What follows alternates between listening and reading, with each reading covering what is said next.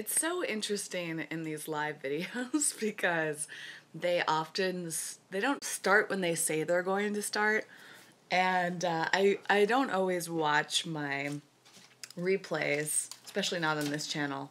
But every once in a while when I watch one of my live videos, I'm like, it is really awkward for a few seconds in the beginning, because basically on the screen it's like you're going live and then it'll say you're live, but then when you watch the replay you find out that you're live a few seconds before it says you're live, and so you're just kind of sitting there awkwardly waiting. It's weird. I don't know why YouTube has that set up that way, but now I'm like trying to start talking a few seconds before it says I'm live, and then I'm afraid that it's going to cut off part of what I say. So I'm not sure that I can win.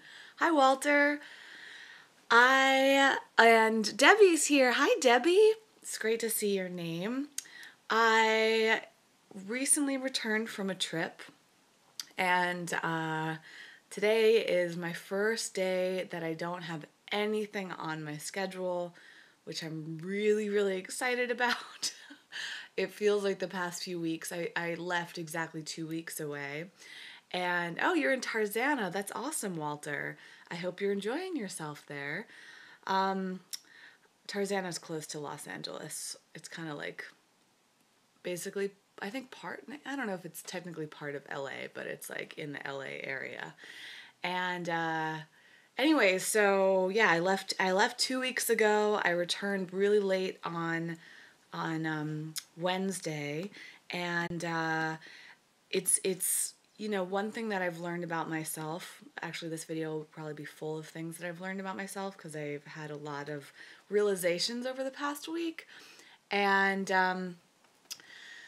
one thing I've noticed over the past probably year is that I really need time to recover from trips. I don't know if any of you guys have this too, but you know, I waver between a personality, someone that wants to go all the time, always be working, and you know, I kind of like taking breaks, but I kind of don't. And I find that when I get back from trips, though, I need to have at least a few days to recover. And I didn't fully give myself that. I tried. I've even put it in my calendar for this trip. I gave myself, I think, at least one recovery day, and then like one like part recovery day. And I need to get my USB cable for this because my phone's probably going to die midstream if I don't. Anyway, so I don't even remember what I did on Thursday, to be honest. I'm like, it is such a blur right now. What did I do on Thursday? That's so weird because in this moment, I have no idea what I did. So I know I did something. I know I didn't fully rest. Hold on, I gotta find my... okay. But yesterday, I definitely did not rest. Yesterday felt like a very, very stressful day most of the time. Although, it's really interesting. Gosh, there's so much to say, so it's probably going to seem a little all over the place, which I guess is kind of typical of these videos, because I don't plan them out. But I had, like, a bunch of things come up financially. I've been feeling like just spending a lot more money than I'm used to this year. I feel like this year also feels like it's been a really long year. When I think about everything that's happened this year, I'm like, wow, so much has happened. But I was feeling like kind of stressed about money yesterday because, you know, having just come back from a trip, I've spent so much money on travel this year. And what's really interesting now that I'm saying it out loud is that I really wanted to travel a lot this year. And so one of my goals was to put a lot of money into traveling, like really focus on that financially. And so I had all these trips planned, but by the time the trips came around, it just felt like they were feeling very expensive. And I still have at least 2 more trips ahead of me this year, probably 3, maybe 4. And And I'm just kind of like, wow, traveling, it just throws me off a lot. So it's been very challenging. It's challenging because I have a very hard time focusing while I'm traveling. Although I was incredibly proud of myself this past flight that I took a few days ago, because I actually worked on the flight, which is rare for me. I don't know about you guys, but I often want to work on the flight. I bring my laptop, I get, all ready for it. I think it's awesome these days. Like, there's power underneath the seats on most airlines, or many airlines that I've taken. And so, like, there's no excuse not to work. Sometimes you can even get Wi-Fi, although I always feel like Wi-Fi is insanely, unnecessarily expensive on flights. I mean, I think it was like $8 for 30 minutes on this last flight I took. And I don't buy Wi-Fi on the flight. Like, I kind of actually like not having Wi-Fi. But I also, oh, sorry. See, my brain's just jumping from thing to thing. It was like $30 or $40 for Wi-Fi on the flight. I pay, I think, 80 something dollars. No, right now I think my internet is like $55. I have like a special deal for it. And that's for the entire month. And airlines want you to spend like $30 or $40 for like 6 hours? That is crazy. Speaking of which, I do want to remember to say that if you haven't checked it out yet, I have my new show on Facebook called Vegan Pal. And in the 3rd episode, it's all about how to eat vegans. How to eat vegans. That's not what it's about. How to eat vegan food on a plane, like, on plane travel. And I've been struggling because I feel like I need to rename it. Right now it's called How to Eat Vegan on a Flight. But I feel like it could have a better title than that. So I'm working on that. Anyways, that has been a big project of mine, and that was a pretty good one. I think that's the least popular video that I've done so far with the Vegan Pal project. And I just put up the that's what I did on Thursday. Now I remember, is I was editing Vegan Pal episode 4. Usually the episodes come out on Wednesday. Initially I wanted them to come out on Tuesday, but so far I haven't been able to meet that deadline. I've noticed this about myself too, is that if I set myself a deadline, I'll either meet it exactly on time or I will be a little late with it. And especially if it's a lenient deadline, I'll almost definitely be late. That's the thing I need to figure out about myself, is how to shift that, because it's just felt like,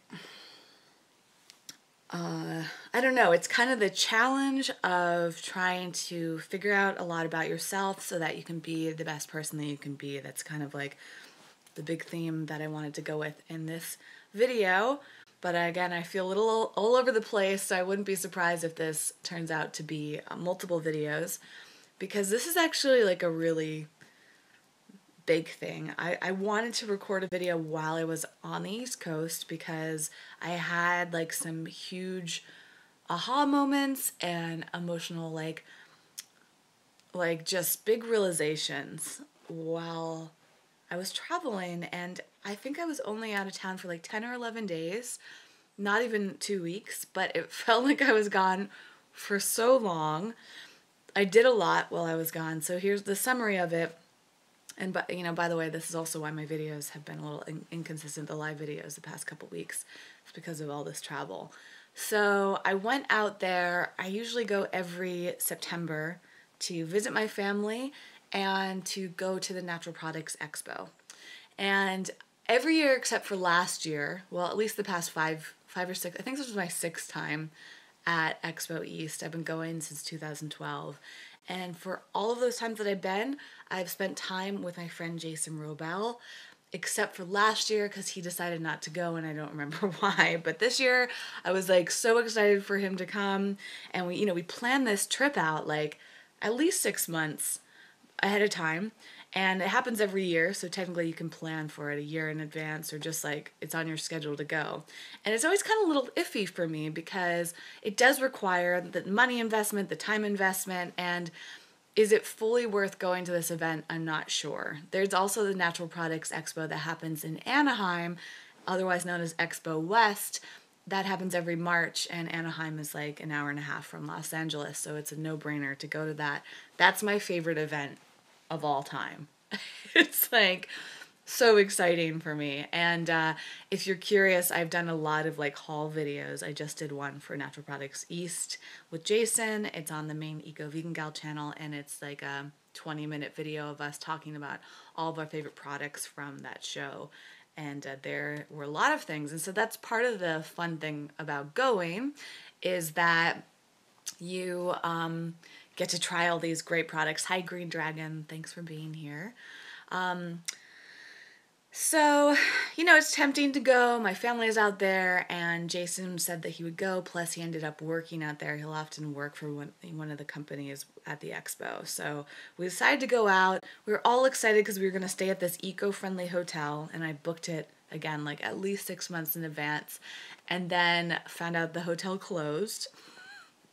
So that was like a huge bummer. Like, we were really, really looking forward to staying at this hotel. We'd always wanted to stay at it because it was like this ultra eco, natural, holistic hotel.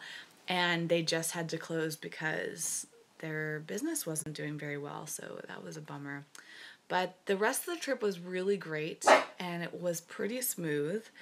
We had Jason, because of the many years that we've been going, and we used to date. So the first few years that we went together, we were dating, and we actually kind of like started our relationship at Expo East in a way, because in 2012, that was the first year I went.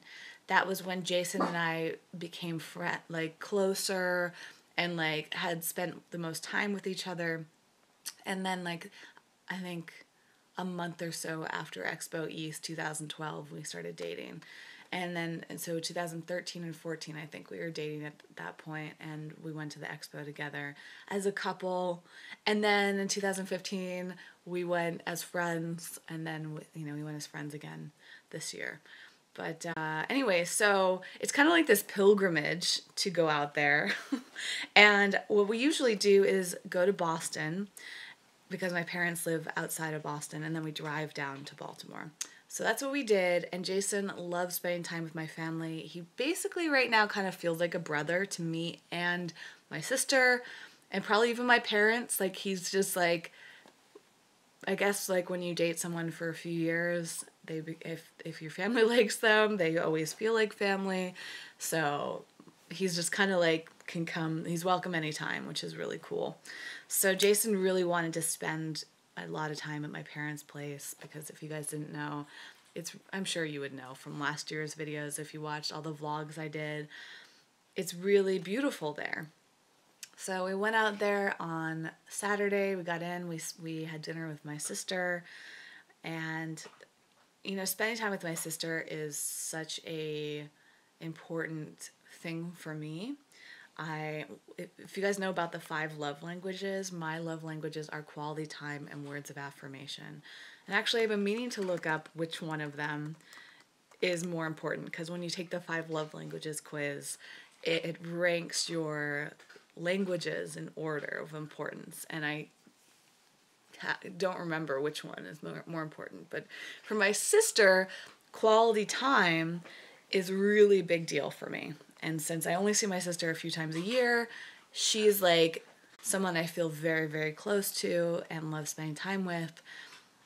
I just like crave quality time with her. So it was amazing that she picked us up from the airport. We all went out to dinner. We went to this great place called Veggie Galaxy, which has become one of my favorite restaurants in the Boston area. It's a diner. It's an all-vegetarian diner, and anything there can be made vegan. And they just have some really creative dishes. Like, we had vegan oysters that were just like incredibly good. Like, we went in there with kind of low expectations because I hadn't been in there for a while, and we're blown away by everything that we ate. Then we went back to my parents' place. I think they had a fire going. Like, the thing that they do during the warm seasons is they have a fire pit, and we sit there and we just hang out and talk. Like, that's like kind of the routine. If I get home on the early side, of the evening and it's warm outside and it's not raining, they'll have the fire pit going and we'll all just sit there and like catch up. So I'm pretty sure we did that the first night. Roasted vegan marshmallows. And then on Sunday, I have no idea what we did. It's so funny how like everything's a blur. But we on Monday of that week we ended up traveling. So we went to New York City, and I'm always so excited to go to New York. My sister ended up coming, which is like kind of rare. Like on a last minute decision, she decided to come to New York with us, and that was again awesome because of the quality time thing. We met up with her boyfriend, and we went in, and I kind of had a loose plan in New York. We went to this great French restaurant called Delice et Saracen, and I've been there once before. I thought it was amazing. This time we might not have ordered the best things because none of us were super blown away by it. And then we decided that we were going to walk over to the Whitney Museum, the Whitney Art Museum, because one of my sister's friends works there. And as we're walking there, Jason's kind of like limping, and he's talking about how his foot really hurts. And he's like, I don't know, it might be broken or something. Like, he can barely walk on it. And we were walking like 20 minutes to go from this restaurant over to the museum. By the way, I just want to pause too, because before we went to the museum, we went to this boba place that was absolutely amazing. It's called Boba Guys, and it's definitely up there with one of the best bobas I've ever had. Boba tea is like tapioca pearls. Some people call it bubble tea. And this place specializes in boba. They have like a few things to eat there, but like I think all their drinks can be made boba. And they have Oatly milk, which is like my big obsession right now. So we go in there with these incredible drinks. We walk to the museum. Jason's limping, and his foot's hurting so bad at this point that we decided to get him a wheelchair at the museum. And so we're pushing him around the museum. We only had like 45 minutes there or something. And it was beautiful, and we got him for free because of the friend. It was just very cool. We also happened to be in New York on 9/11, and it was really interesting to be there on 9/11 because the city felt very calm and quiet. You know, it's like a Monday, you think it's going to be really hectic. We were mainly in the Village area, so like maybe not quite as hectic as other parts of the city, but like it just felt very relaxed. And you know, just that energy that 9/11 has in that city, I think just is such a reminder for people to be nice to one another. And it just felt that way. Like there was just a lot of like, I guess like maybe the less hustle and bustle. So go to the museum, and Jason's foot's hurting so bad. I think at that point we just decided we were going to leave. So we took instead of walking back to the car, we took a lift back. And I'm pretty sure we just got in the car and left, if I remember correctly. It feels kind of weird. Oh, no, we didn't. We went to our meetup. So we did a meetup in New York, and we went to the Cinnamon Snail for that, which is kind of like, it's at Penn Station. I was trying to remember what part of town. Went there, had the food. Then we went to Juice Press, which is like a must for me whenever I'm in New York City. And we got some great juice. We had this amazing experience. The woman there, now that I think about it, was incredibly nice too. And yeah, I just felt like everyone was super nice, on their best behavior. And we left, and we were going to spend the night in New York, but our friend had to cancel last minute. So we ended up driving to Pennsylvania to stay with other friends who we were going to stay with anyways in Philly. And that ended up being one of the best parts of our trip. So we get to Philly, spend the night. I think we stayed 3 nights there in Philly at our friend's condo. And that was my 3rd time to Philly that I know of, unless I went there as a kid. I guess like in my adult life, my 3rd time. And it's just like a very wonderful place. Like I never feel like I have enough time in Philly. And next year I feel like I really want to put a lot more time in there. And Walter just said that he lived in Philly for 5 years. Like, I don't know if the only city that right now that I feel like I could really live in is New York. Like on the East Coast, I mean. Because it's really hard for me to imagine being in the cold for a long period of time. Like it's kind of chilly in New York right now, and like I woke up this morning just feeling like cold, right? And it's like I don't even know what the temperature is, but it's probably like 65 degrees in LA, and that feels cold to me sometimes when, depends on the humidity and all that, but like it's just crazy how the East Coast just feels unlivable to me, at least the northeast part of it. And now, of course, the southeast part of the country feels unlivable due to all these hurricanes and all that stuff. I can't imagine living there either. So we spent a few days in Philly, and Jason's foot got so bad he had to go in for surgery. He had to go to the emergency room, not surgery, he had to go to the emergency room to figure out what was going on with it. And it turns out that he got an infection from hurting his foot while he was in Hawaii. Jason's been traveling. Speaking of traveling, Jason's been traveling so much more than me. So he's like completely exhausted and drained from travel, and he's traveling again tomorrow, which is just like nuts. I don't know how he's doing this. But anyways, he was really worried that his foot wouldn't be ready for him by the time that we got to Baltimore to go to the show. But he decided to take antibiotics, and so it just kind of threw off the whole trip. We did a meetup in Philly, which was really amazing.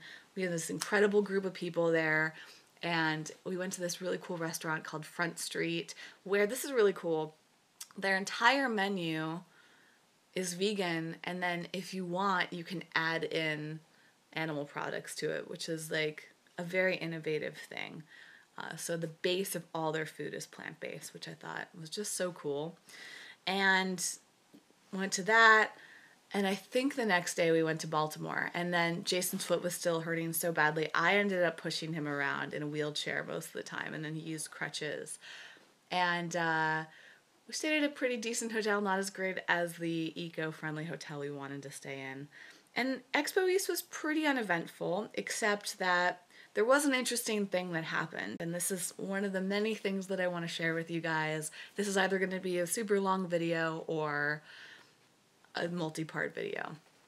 But one of the things that really stood out for me on this trip, well, it's felt like I've been uncovering a lot of money issues, and that I'm really excited about that because I want to know what my money issues are.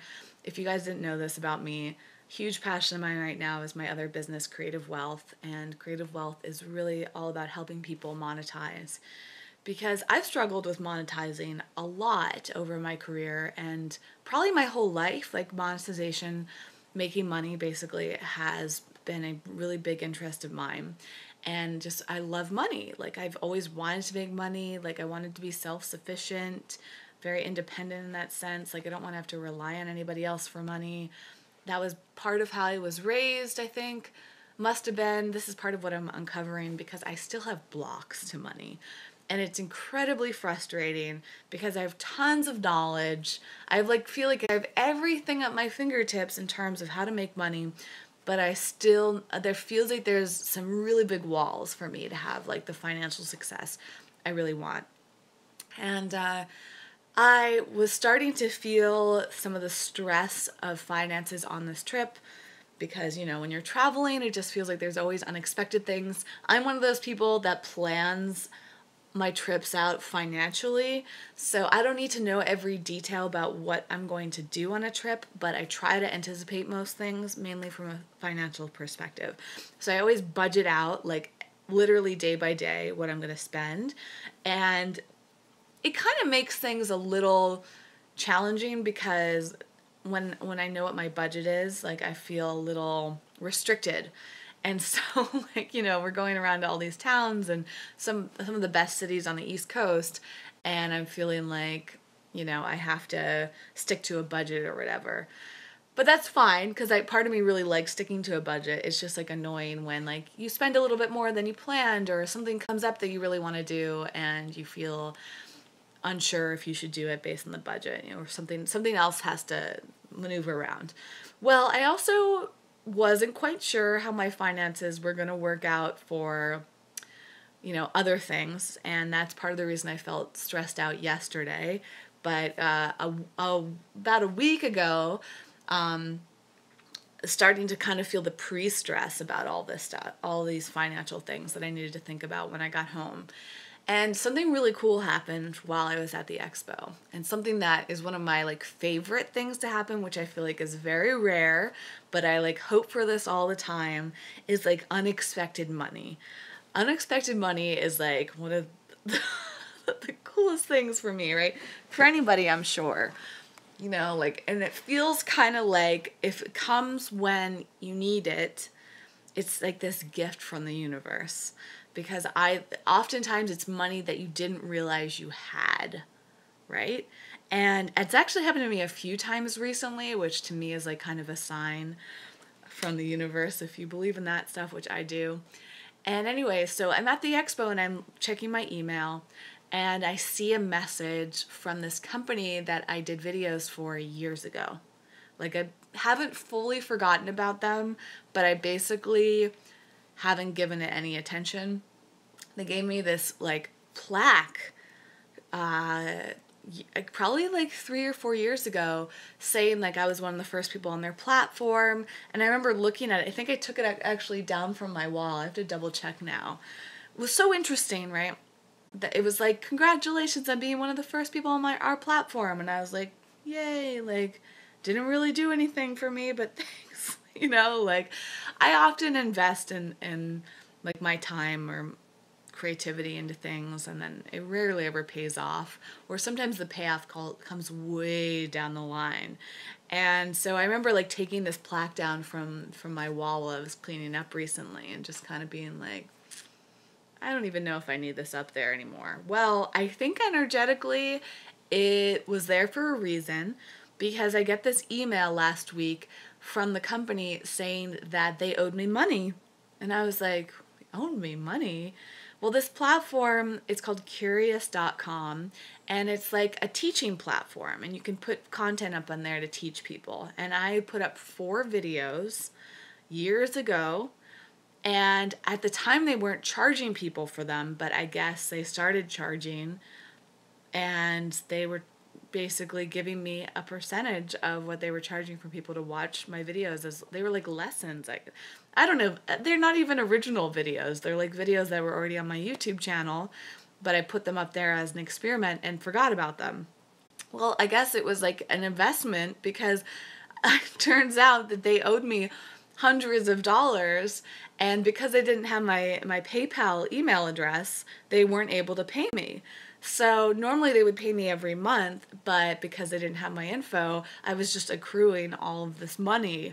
And they were like, hey, by the way, like, we need your PayPal address. And I look and see how much money it was, and it was almost exactly the amount of money that I was feeling like I needed, right? And I was trying to figure out how I was going to make it in a fast way. And it was this big lesson of, you know, asking for things, and also the unexpected, knowing that the universe has your back, and just, I guess, yeah, there's a lot of things in there. I'll have to think about this for a moment. But anyways, that was a very exciting thing. And I go through the expo. Nothing really eventful happened at the expo that I can remember. We did have a big meetup there. We had like 30 people show up, which was really cool. And Baltimore, I really love Baltimore. I love spending time there. I just feel like it's a very underrated city, and the weather is always beautiful in mid-September. Again, this is like my 6th year going, and it's maybe rained for like a short amount of time, but barely noticeable. And it was supposed to rain a few days this year, and it didn't, or if it did, I was inside when it was raining. And so it was just like fantastic the whole time. Great restaurants there, and just the harbor is beautiful. If you've never been to Baltimore, it's definitely worthwhile. So then we drove back up. We ended up stopping in Philly one more time. Jason and I couldn't get enough of Philly. He has some phenomenal friends there who will become my friends. And then we went back to my parents' place. My dad is a musician, and he has these concerts every September. And I kind of like I feel like it's not even worth mentioning, but I'm mentioning most of the details here anyways. I make these short films for my dad's concerts, and anyways, I made like this short film for this concert to show. It's kind of like a something I don't really think about that much, because I basically make these short films just for my dad and for these concerts, but they're not something that I'm super proud of. It's more of just something I do for my dad, and so it doesn't feel like that big of a deal to me. And then we spent a few days just trying to relax in Massachusetts. So Monday, Tuesday, Wednesday. We had a meetup in Boston on Monday, and that was back at that Veggie Galaxy diner. And then Tuesday, we just kind of relaxed. It was a little challenging with Jason's foot still being infected. And so a lot of these travel plans that we had just like felt like they weren't as exciting, since he wasn't able to like really walk around. But we made the most of it, and generally just kind of had a pretty relaxed time. On Tuesday, we went to one of my favorite grocery stores in the whole country called Deborah's, and we went there with my sister. The three of us had a nice time. We went to this great antique store with my mom, and then on Wednesday, it just felt like this chaotic day getting ready for the trip. It's amazing to me how fast time can go by. I think I got up at the latest 10 a.m. and it's like 4 hours flew by and I barely got anything done. And then next thing I know, we're on our way to the airport. And then we got back to LA late on Wednesday night, and that kind of catches up to here. Well, I didn't really intend on telling you guys like all the details of the trip, and I feel like this video is very long as it is. What I really want to dig into is kind of the emotions that came up from this, but now I feel like maybe I should save that for another video. But does that take away from the purpose of this video? I'm not sure. I don't know. I feel like maybe there's some resistance there to sharing, because I didn't intend on talking about my trip for this long. Now I feel like I'm running out of time and feeling like vulnerable overall. So I guess I can dig into where some of that vulnerability is coming.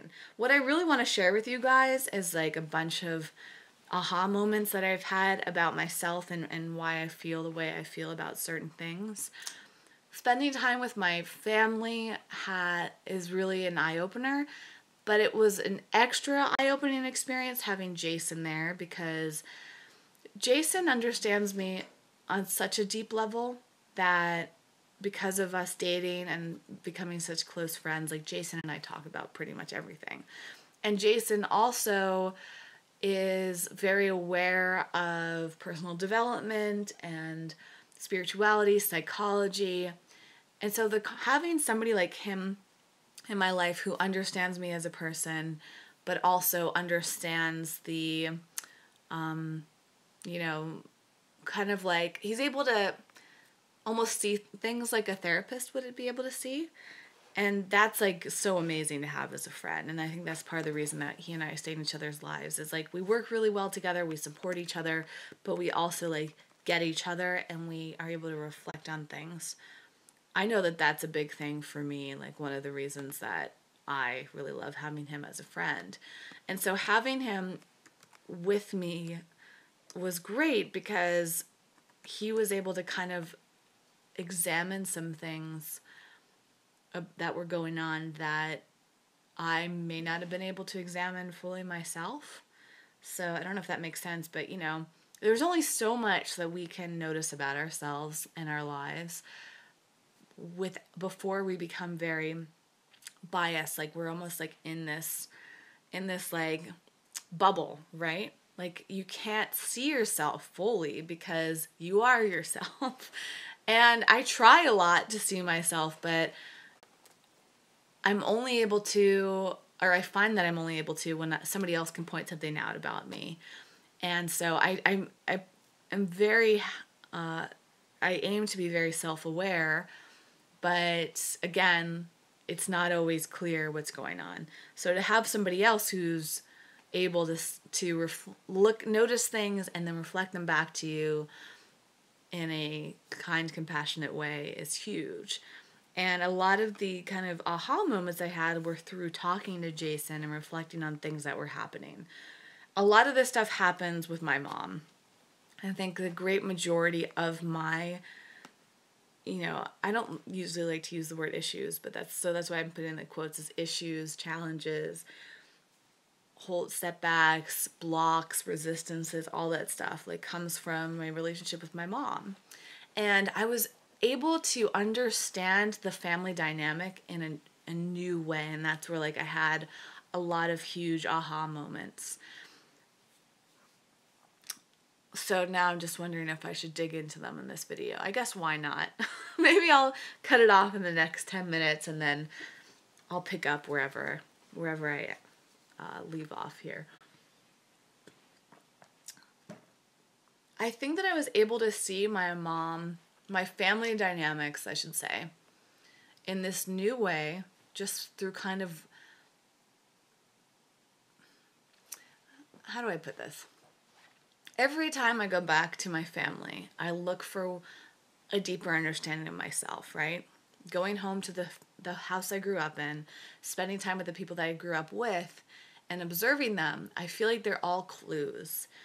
The unfortunate thing about my family is that while they are very loving, we have a great family unit, my parents are still together, the four of us, including my sister, really seem to get along. And relative to what it seems like many families go through, my family has been pretty happy and smooth. And I've been able to examine that based on my friends and their families. And I've been able to notice that based on even my cousins and how their parents acted, like my mom's siblings, very different dynamic. My mom, for example, is the only one, well, actually, that's not true. I was going to say the only one in the family that wasn't divorced. I don't know, there's some personal things in there that I won't share publicly, but it seems like my mom and my dad have the most cohesive relationship out of anyone in my mom's family. And then, there's a whole other thing with my dad's side of the family. And I just always felt very fortunate because it felt like we really had things together. But like with anybody, it seems like there was still a lot of issues. And I know that there are issues there because I have issues that are so deep, I struggle to identify them, right? And I've gone to therapists, I've done, all of that. But I never felt like therapists could at least the ones that I've seen yet, could dig in and pull out the things that I really wanted to see. Like, the thing that's frustrating with me for therapy is like I'm kind of like, okay, let's unravel things as quickly as possible. And I feel like a lot of therapists, like it takes like months, years to like get to the root of things. And I'm like, well, I can get to the root a lot faster. But, again, it's really hard for me to get to the root of things by myself. So that's why having Jason there was really, really helpful. And one thing that I realized is that, and actually this kind of came up, hi Yadi, this came up, it was almost like there was like a spiritual guidance happening a number of times during this trip. When I was in Philadelphia, just randomly talking to our friends there, in at their home in Philly, the wife said that she just somehow, I don't even know where it came from, but she brought up the fact that I grew up with a narcissistic mother. And I don't know if I'd really ever thought about it this way before. It's like, this was one of the big aha moments for me, was realizing that my mother is in fact a narcissist. And I feel like if you don't understand that fully, that definition of that, we have like kind of a cultural definition and then like the psychological definition, right? Like the textbook definition. And so I guess my idea of what it meant to be narcissist was like, yeah, you're really self-absorbed. Like that's just basically how I viewed it. And that is true of narcissism, but it goes a lot deeper. And it's especially interesting. There's a lot of psychology around having a narcissistic mother. And there is, in fact, this whole book, and multiple books, I believe, about daughters and their relationships with a narcissistic mother. So it just so happens that my friend also in Philly also grew up with a narcissistic mother. And she had a whole book about this. And she's like, you should read this book. I think you'd really find it fascinating. And she's like, when I read it, I felt like I had all these realizations about my mother and my childhood and who I am. And I think that you would also. So she hands me this book and I'm like, okay, like I'll give it a read. And she was so right about this. This book is basically exactly defining my childhood with my mom. And nobody has ever pointed this out, at least that I know of. Maybe I know that a few years ago when I was back home, somebody pointed out that my mom used a lot of shame on me when I was growing up. And this is actually common of narcissistic. So it's possible that same person may have also pointed out that that's because my mother is narcissistic. But maybe it just didn't hit me in the way that it did this time. And I think it's so interesting in life is like you get the information when you really need it or when you're ready for it, right? When you're ready, when the student is ready, the teacher will appear. Well, I kind of felt like that's what happened on this trip. So I get this book, I start reading it before I go to bed on the nights that we're staying in Philly, and it's just like my mind's blown. And I feel like it has all these answers for me because the book is called Will I Ever Be Good Enough? And that title in itself was really intriguing to me because my ongoing thing is that I don't feel good enough. I always feel like, I don't like to use the word always, but it's probably pretty accurate that I always feel this way, that I'm never doing enough, that I never have enough, and that I'm never good enough. So this idea of enoughness has been the ongoing thread throughout my life. And recognizing that came largely from my mother and also my dad in a lot of ways. But basically, I think both my parents have issues with enoughness. And my mother kind of perpetuated that in the way that she raised me. And I feel like maybe I could do a whole nother video about narcissistic mothers because I want to finish this book and then I can share with you guys a lot of the things I learned from it. But what's common is that they raise their daughters to feel like they're not enough. And they don't necessarily do it on purpose. Like the thing is, my mother, I wouldn't say is a malicious person. It's just that for whatever reason, she became narcissistic. And it may be because her own mother was narcissistic or narcissism became a survival mechanism. You know, a lot of the ways that we act in life is out of the desire, the desire to survive. We are looking for whatever it's going to take to survive as a person. And it's so interesting, like fear, for example, something I'm so fascinated with. Fear is often connected to survival. Like the whole reason we have fear as human beings goes way back to when we needed fear to survive, meaning like we needed to protect ourselves from wild animals attacking us or the cold nights or not getting enough food or whatever. Like we developed that fear to keep us alive as an instinct because the fear would tell us to run away from somebody that was threatening us or to make sure that we got enough food so that we wouldn't starve, etc., etc. And now that we live as a species that has so much survival built into our lives, most of us have roofs over our heads, so we don't have to worry about the temperature dropping too low or too high. Like we have air conditioning, we have fans, we have all sorts of systems built in to keep us comfortable. We have grocery stores so we can get food whenever we want. And we have so many mechanisms to keep wild animals out of our lives and to protect ourselves from other people, right? But we still have so much fear in our life. And it's so interesting. Could be a whole nother video, but it's just so interesting how a lot of our fear is irrational. So we still connect fear with survival.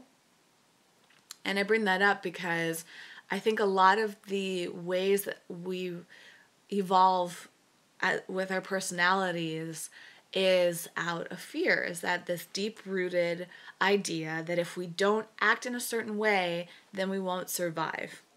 Another huge thing in survival is being part of a pack.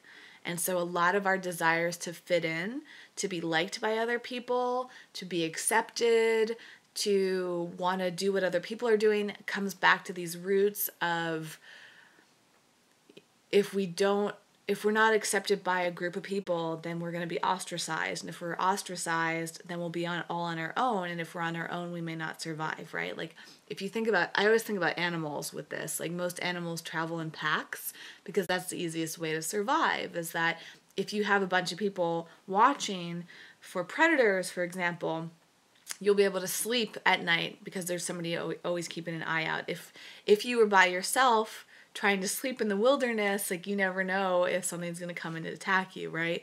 But if you have multiple people there and you kind of take turns keeping an eye out, then your chances of survival are much higher. And if you have a lot of people in a group, it's easier to get food and it's easier to mate and all these things. Like we're drawn to being accepted by other people and having these groups of people.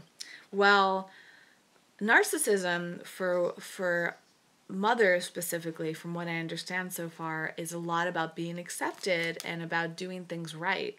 And what happens is that the narcissistic mother is so concerned with her own survival, with her own acceptance in the world, that she starts to pass on all these things and project things onto her daughter. And so what a lot of the things my mom projected onto me were to do with my appearance. So I grew up really insecure about my appearance, and that led to me having an eating disorder, and that led to me never feeling physically what's the word I want to use here, like I don't look good enough. And the thing is with my mom is it was mostly her criticizing me a lot, criticizing my appearance, criticizing my actions. She basically was trying to form me into her ideal of a perfect person. And I think that she was doing that because narcissistic mothers tend to do that because if they feel like if their daughters are perfect, then they look perfect. Like their daughters are a reflection of themselves.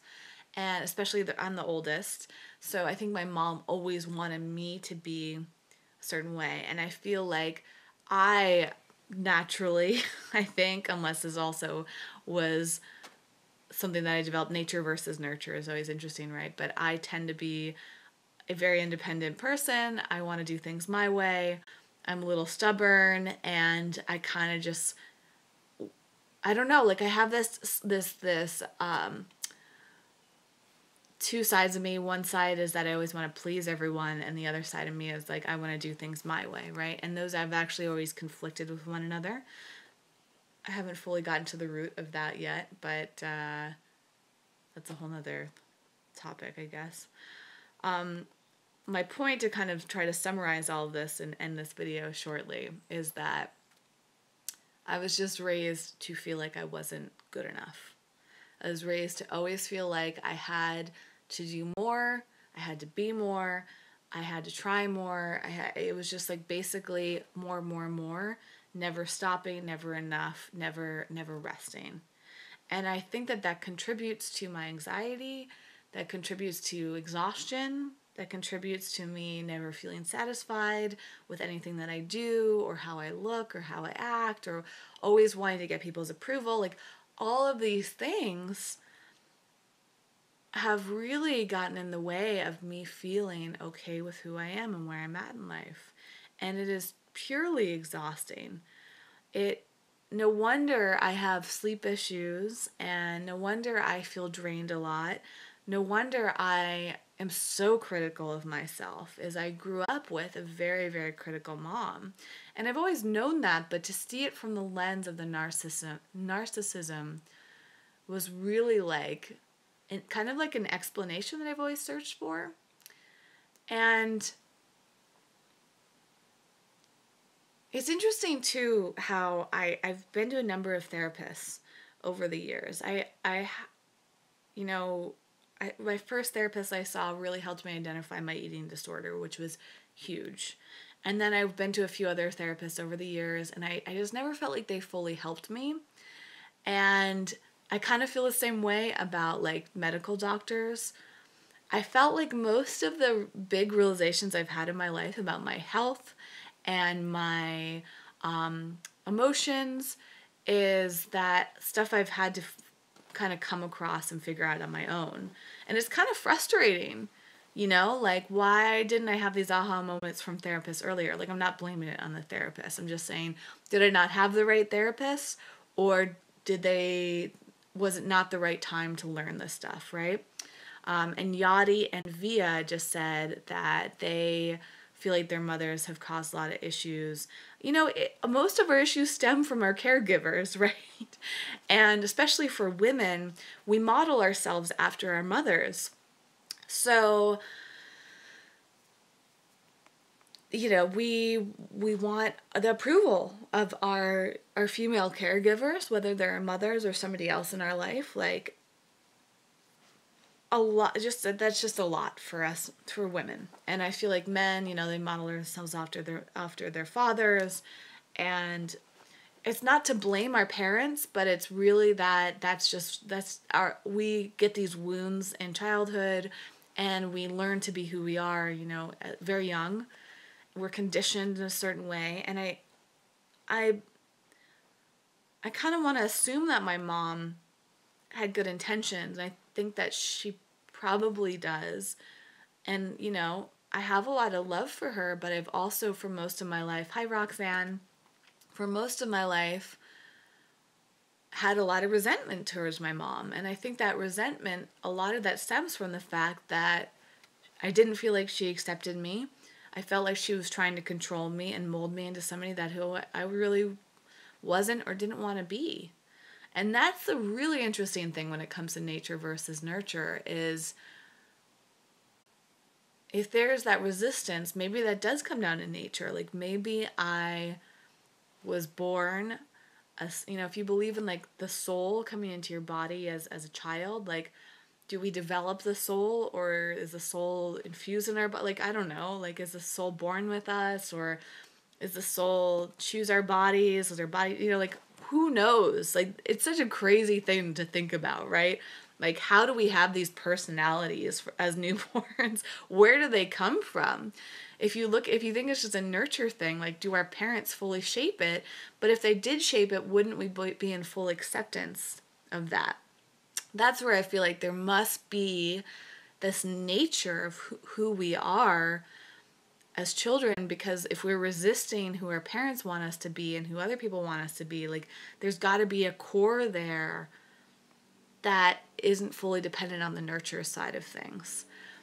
And so I feel like my mom really wanted to mold me into a certain person that I just wasn't or didn't want to be, and not out of rebellion, because I'm not even though I have stubborn sides me, I'm not much of a rebellious person. That I've never, I guess, identified with that. Maybe I am in some ways, but I'm generally like a more of a people pleaser type of a person. Like I think I wanted to be who my mom wanted me to be. And I think it was mainly though that I just wanted her approval. And I think that's why it's been such a challenging dynamic, and also why I'm seeking approval from so many other people. And the reason that this is such a big aha moment for me is that I noticed that so much online.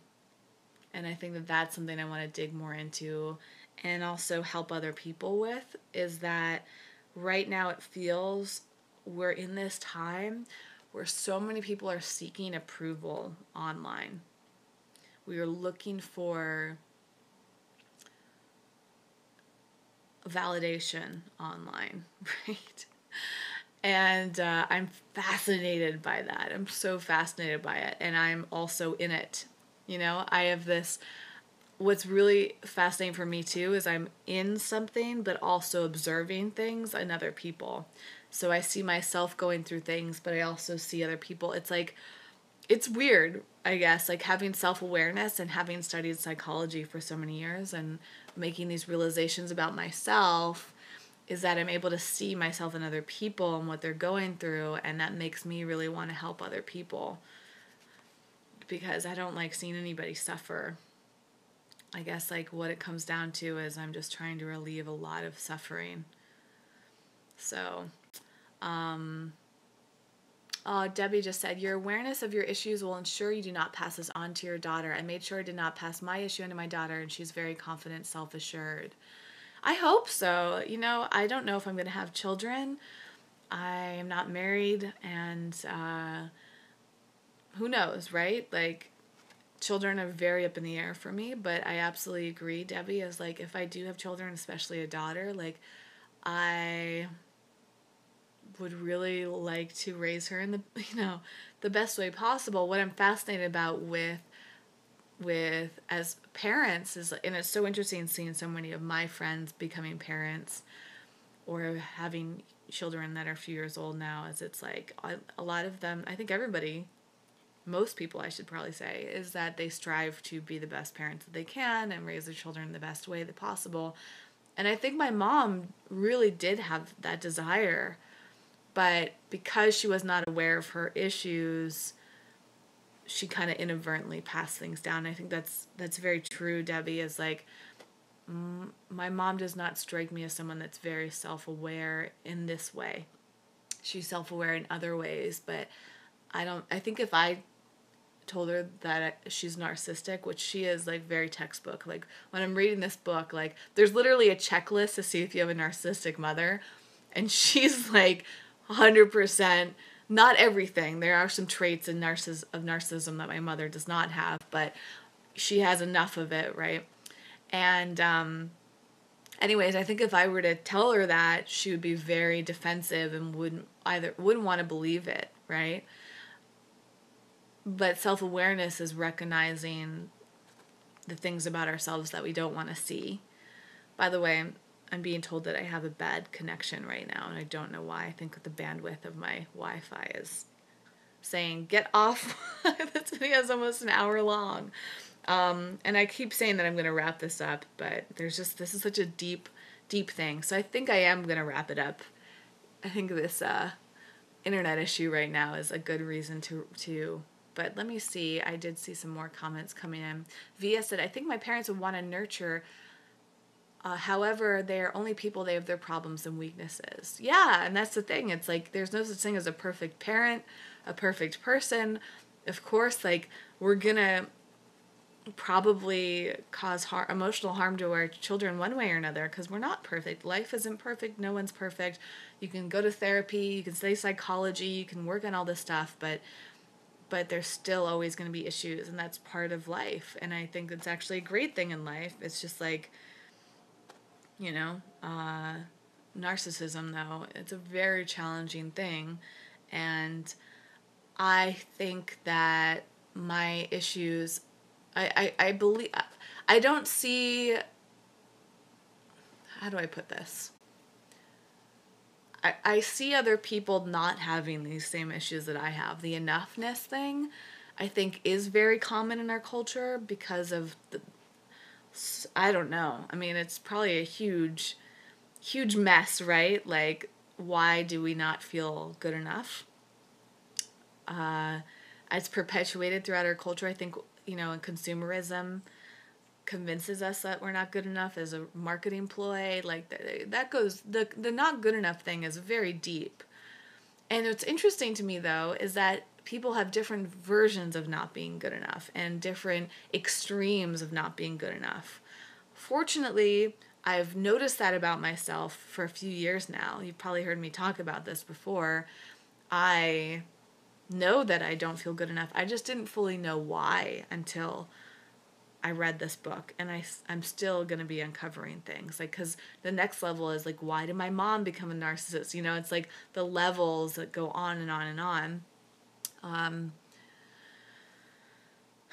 So I think that because I was raised by a narcissist, I also am very drawn to being a perfectionist, and because I always want to be perfect because I'm looking for approval, and, it's like this is like many, many levels. But part of the reason this is very important for me to figure out, which kind of comes full circle to what I talked about in the beginning of the video, is the money stuff. I am very determined to figure out my money issues because I'm sick of them blocking me, and I want to get to the next level financially, and I feel like I've kind of hit like ceilings with it, and I know that it goes higher, right?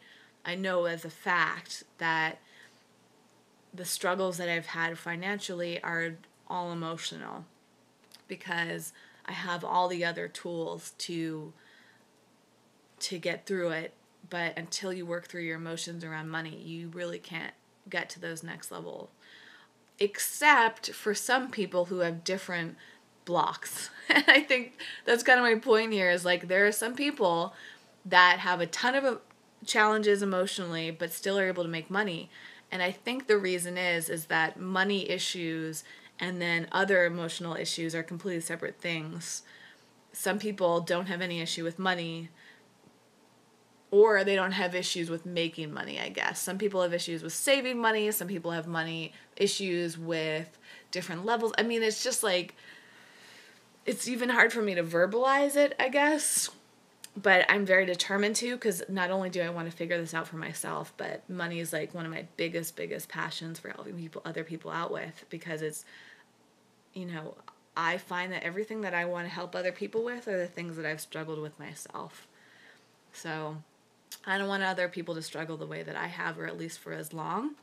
My goal with a lot of my work is to offer all the shortcuts so that people don't have to like spend as much time figuring it out as I have. And so I kind of feel this desire to like get to the root of it so I can help other people get to the root of it and relieve some of that suffering, I suppose. All right, I've been talking for long enough. I need to kind of mellow out and then get to work, enjoy my day off. I have plans tonight. Yadi said, I had to figure things out by myself instead of the help of doctors. Sorry, but my dad I have conflict with. I just really want mom's approval too. It's a lot, right? Isn't that amazing? Like, it seems so simple in a way. Like, is it just part of the human condition to have parent issues with our parents? I don't know. But then I look at someone like Jason, who has a really great mom. He doesn't really seem to have issues with her, but he has issues with his dad, who passed away. And so I guess like it also seems like men tend to have more issues with their dad. Like when I think about all that, no, that's not true. Never mind. I don't know, you guys. It's my point being, it's just so fascinating that we have all these issues with parents, and you'd think, well, couldn't we just like learn to work through that a lot earlier in our lives? Like, why does it have to take so much time? I think it's also our culture avoids a lot of this stuff. Having therapists is very common, but like I said, I don't feel like, in my experience, the therapists that I've had have really helped me get to the root of stuff. It feels kind of surface level, and I've heard that from a number of people that have gone to therapy. Like somebody I know right now is going to therapy, and I was like, oh, have you talked to your therapist about this? Like, he's having sleep issues right now, and he said, well, not... I have, but I feel like he always gives me like surface level issues. He doesn't really like help me get to the deeper parts of it. And I was like, well, then why don't you go see a different therapist? He's like, because this therapist is free. And it's like, wow, like it's just like any part of our medical system. Like people, they choose the like best option because it's free or inexpensive. And so of course, like we have health problems, and of course we have emotional issues. And is it that our society perpetuates all this stuff because that's where they make money? If we had therapists that helped us have these aha moments, maybe we wouldn't never go to therapy again, right? Like, and so if we didn't go to therapy, we wouldn't spend as much money on therapy. It's almost like in the US, I can definitely confidently say that I feel like a lot of the issues we have are, it's like we're set up in this system to continue having issues because that's where the money is made. If we don't have issues, then they can't make money off of us. They can't sell us pills, they can't sell us books, they can't sell us doctor's appointments, they can't sell us conferences and, you know, all this stuff that we want help with. There's probably some much faster, easier ways to solve them, but it's very challenging to find them because it's a whole industry. And that sounds like a very pessimistic perspective, but I also think it's kind of true, right? Not to say that there aren't doctors out there that want to help people, but are they not being trained properly? Like, you look at doctors that don't get the nutrition training. You know, if they don't know to study nutrition, or they think that they know everything they need to know, it's like there's all ignorance is perpetuated so much in our culture. Whew. All right. Well, I have talked a lot. A lot longer than I intended to. And I think I at least got to share with you guys an update on what's been going on and touch on the surface of the things that have been happening in my head. There's a lot more to share.